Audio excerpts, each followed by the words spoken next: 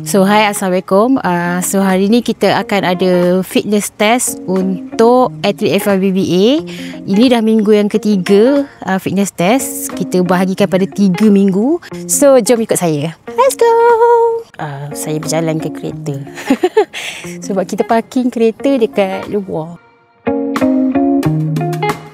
Kita dah sampai dekat Dewi Eman.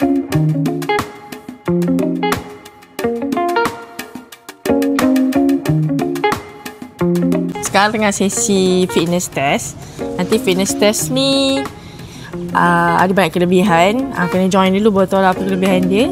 Dan right now budak-budak ni tengah warm up. Lepas tu baru kita start. Ada 6 dia checkpoint. Tak susah pun fitness test ni. Senang. Lepas sprint akan buat sit and race.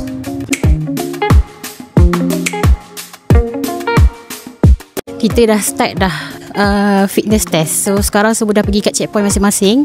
Jom kita tengok prestasi diorang.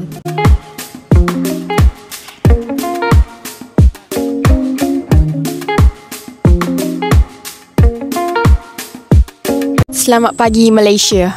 Hari ni kita buat dekat under, nampak gaya macam under 17. Sebab selalu kita dah 2-3 minggu buat dekat budak-budak. Hari ni kita tengok macam mana budak-budak ke under 17 yang boleh pecah rekod beep test paling banyak. Tinggi berapa Kak Izzy? 7, 8. Jom kita tengok.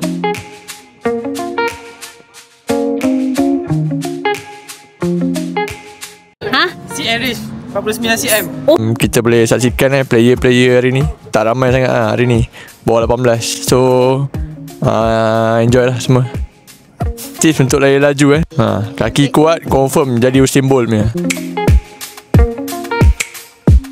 Biar laju sikit dia boleh gitu.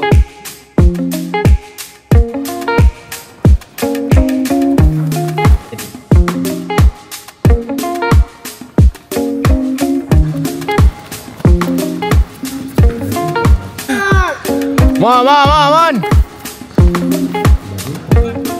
Go man.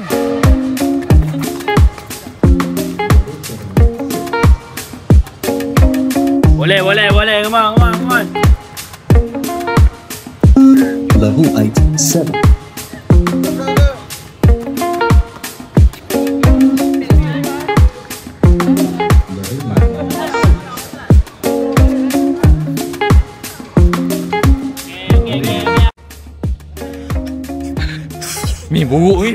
Mi buruk ni.